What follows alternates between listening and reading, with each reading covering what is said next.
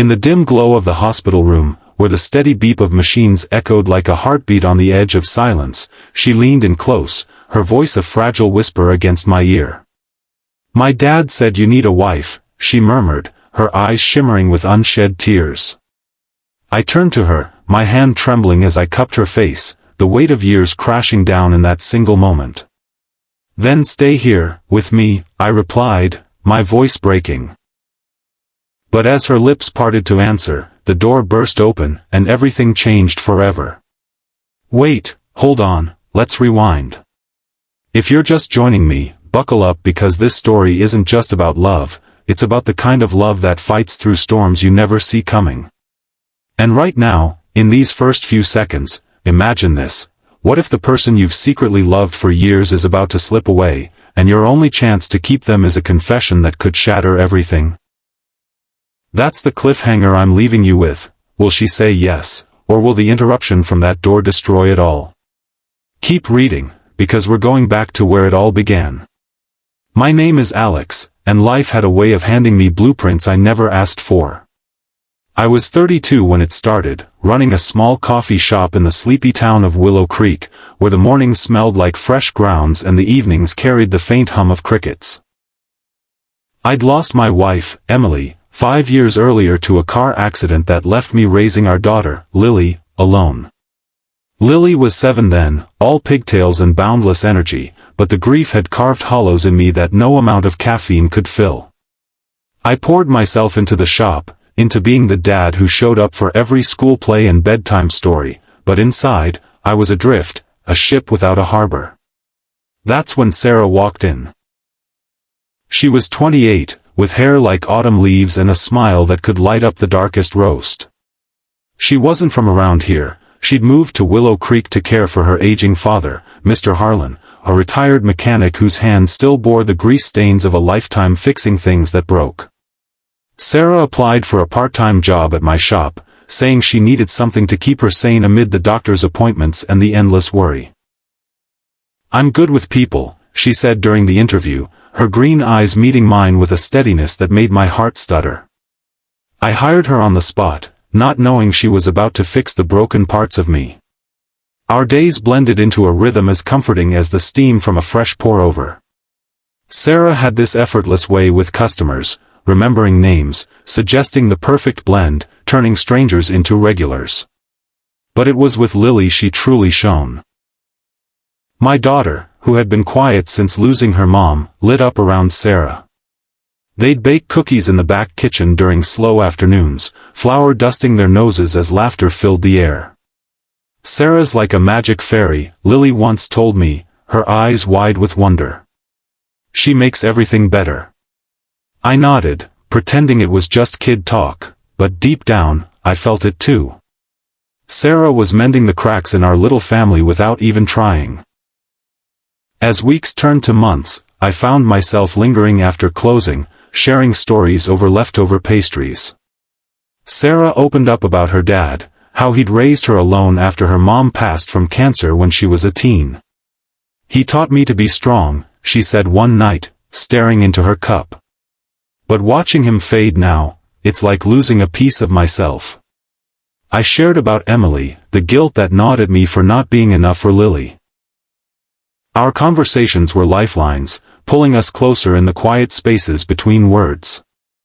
I started noticing the little things, the way her laugh crinkled her eyes, how she'd hum old jazz tunes while wiping counters, the gentle way she'd tuck a strand of hair behind her ear when she was nervous. But love doesn't bloom without thorns. The first challenge came subtly, like a storm cloud on the horizon. Mr. Harlan's health declined faster than expected. Dementia setting in, turning the once sharp man into a shadow who sometimes forgot his own daughter's name. Sarah's shifts at the shop grew erratic. She'd rush in late, eyes red from sleepless nights, or call out entirely to handle emergencies. I covered for her, no questions asked, but it weighed on her. "I feel like I'm failing everyone," she confessed one evening as we closed up. "Dad needs me, but I love this place, love working with you and Lily." Her voice cracked, and I wanted to pull her into my arms, tell her she wasn't alone.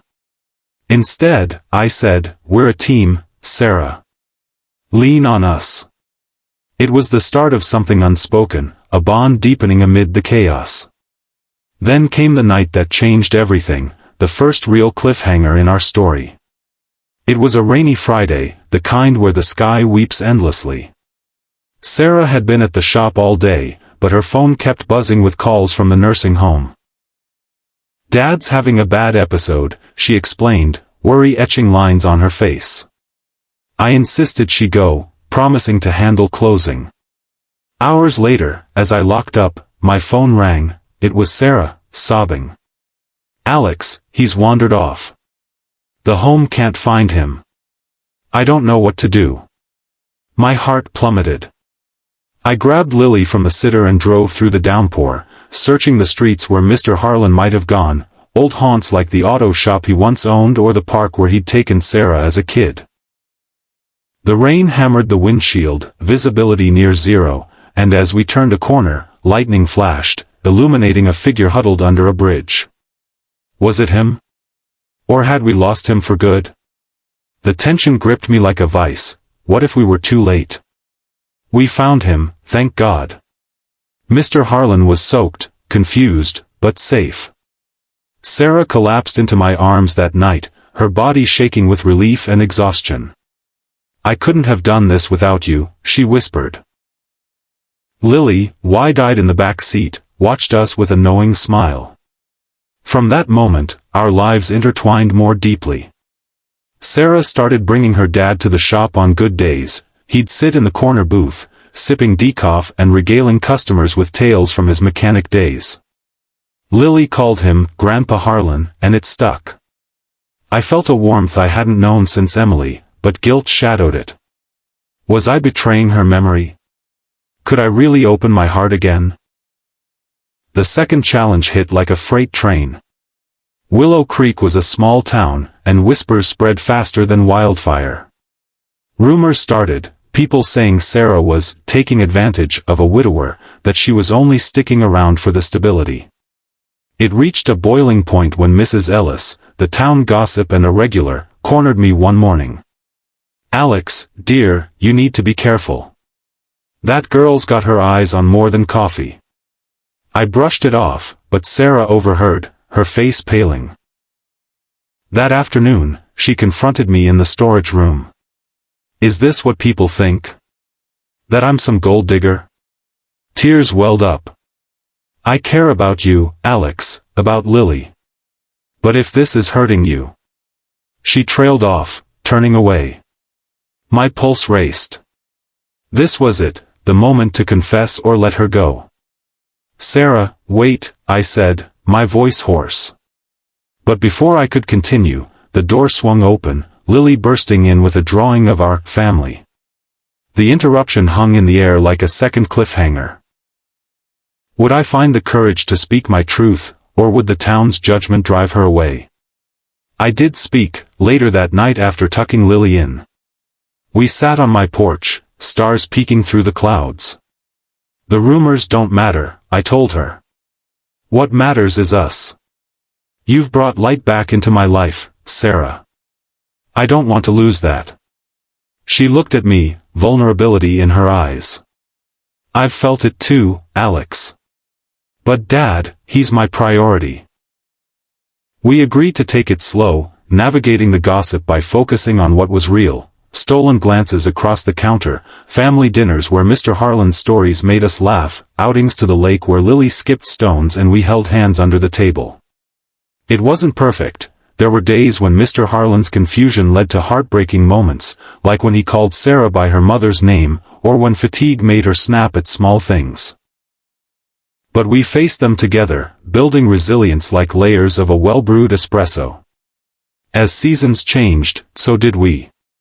Fall brought harvest festivals, where Sarah and I danced under string lights, Lily cheering us on. Winter meant cozy nights by the fire, reading stories to her dad and my daughter, their heads leaning together. Spring saw improvements, new meds stabilizing Mr. Harlan, giving Sarah breathing room. And summer? That's when the third challenge emerged, testing our foundation. I decided to expand the shop, adding a bakery section, but it meant long hours and financial strain. Sarah jumped in, handling more responsibilities, but the stress mounted. One evening, after a grueling day, she broke down. "Alex, I love this, love you, but Dad's getting worse again. The doctors say he might need full-time care soon. I can't keep splitting myself." Her words stung, fear gripping me. Was this the end? I proposed a solution. Hiring help for the shop, exploring home care options for Mr. Harlan. But as we talked, her phone rang, the nursing home again. "It's an emergency," she gasped, rushing out. I stood there, alone in the dim light, wondering if our love could survive another storm. Cliffhanger number 3, what if this call shattered everything we'd built? It didn't. Mr. Harlan had fallen, fracturing his hip, but surgery went well. In the hospital recovery, something shifted. He pulled me aside one lucid afternoon, his grip surprisingly firm. "Son, you've been good to my girl. But you need a wife, someone to share the load." His words hung heavy, a father's blessing wrapped in concern.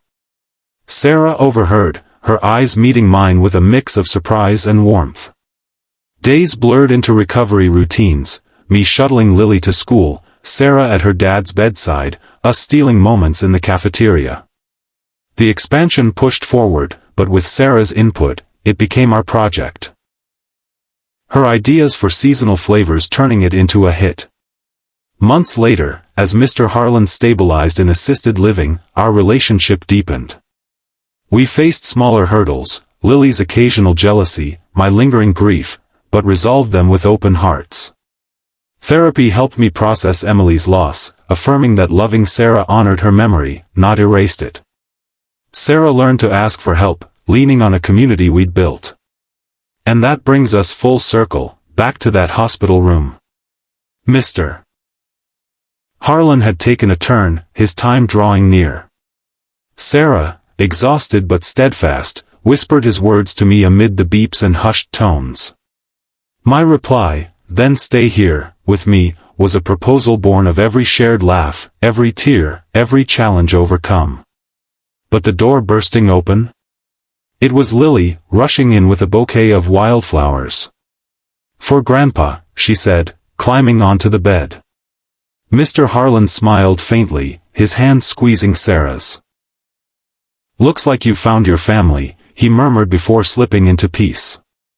In the aftermath, we grieved, but emerged stronger. Sarah said yes that night, under the hospital stars. We married in the spring, at the coffee shop surrounded by friends who'd silenced the gossips with their support. Lily was our flower girl, beaming as we vowed to weather all storms together. Life isn't perfect, business ebbs and flows, memories of lost loved ones linger. But love, real love, is about choosing each other every day. If this story touched you, the way love can heal, the power of facing challenges head-on, remember, it's inspired by real hearts out there. Hit that like button if it moved you, and subscribe for more tales that remind us we're not alone. Until next time, keep brewing your own happy endings.